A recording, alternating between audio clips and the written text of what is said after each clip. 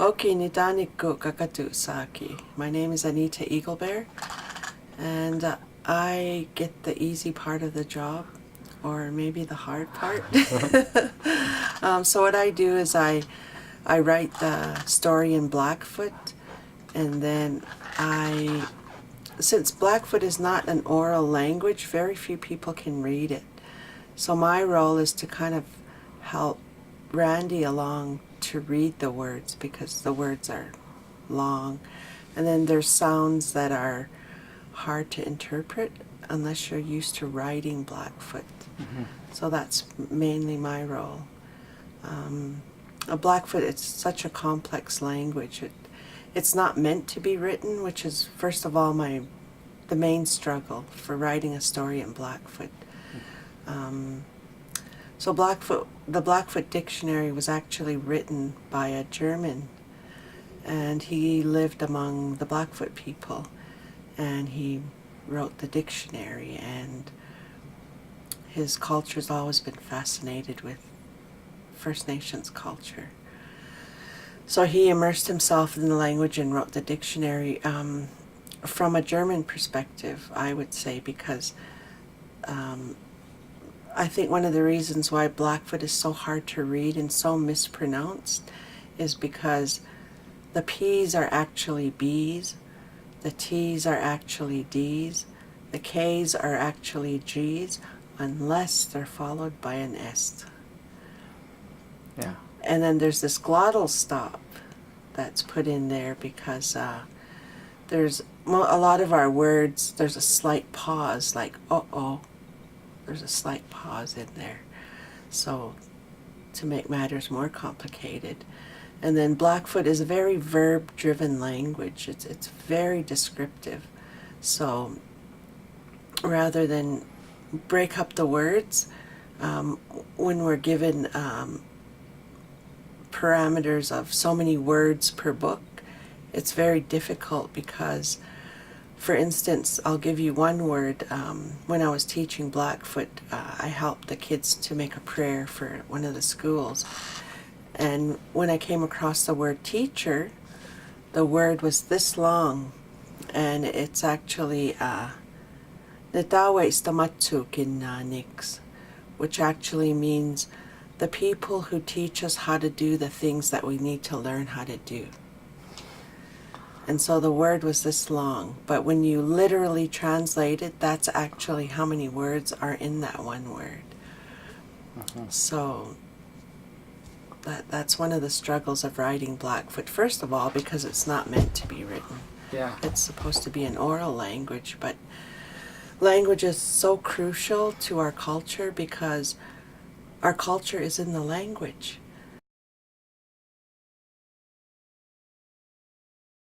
Our ceremonies are all in Blackfoot.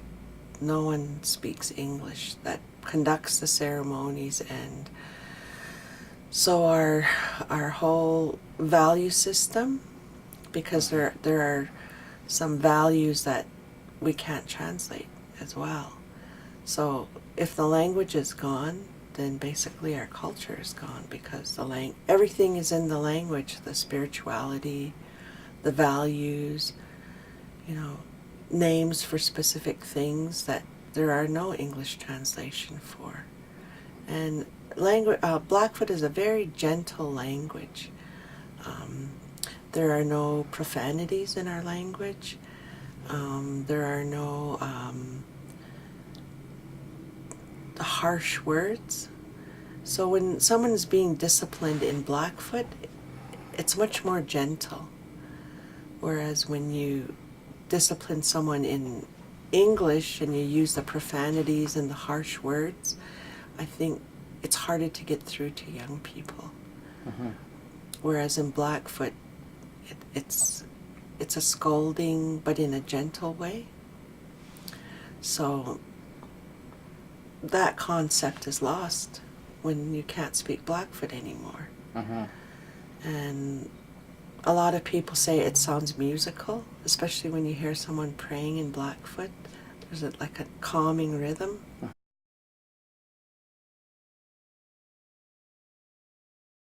The way Blackfoot is structured is When you look at the Blackfoot Dictionary, you'll say it's the Blackfoot Dictionary of Roots and Affixes.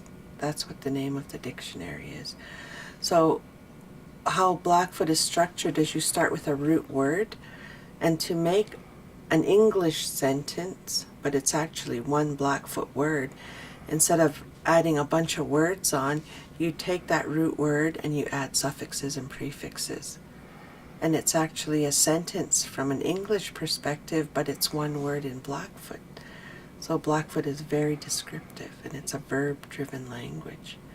So you start with a root word and you just keep adding on. So, or someone would look at it and say, oh, that's one word, but really, if you speak it in Blackfoot, it's a whole sentence or more.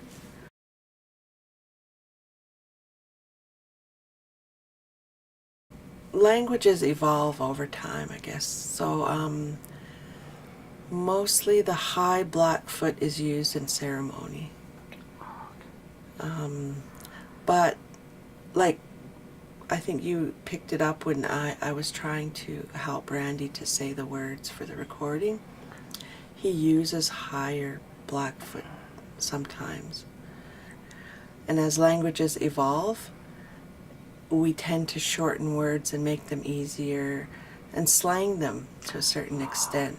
Like, for instance, the young people nowadays pick up a few words here and there and they'll say, "Tsama," and it means, where are you going? Whereas an older person would say, "Tsama kita kita puhpa." That's the proper way to say it. In ceremony, you take it up a notch even more. And you use a lot of words that you would not be permitted to use or would not be proper to use in everyday language. You would only say those words during ceremony. There are differences in even among the Blackfeet people, like Bikani, so the pagan. They say certain words different, like we say mataki, potato, and they say bataki. And then Siksika, they're even more literal. Like, let's say mayonnaise. We would say something that you spread on bread. But they would say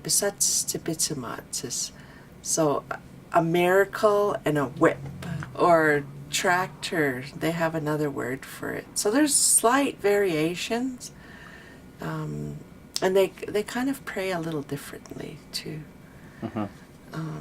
But like Blackfoot, like our tribe, when we pray, those are probably phrases that we picked up from an elder that picked up from an elder and picked up from another elder, because our ceremonies, we were able to maintain them, whereas other Blackfeet nations, it just stopped. So they're starting again.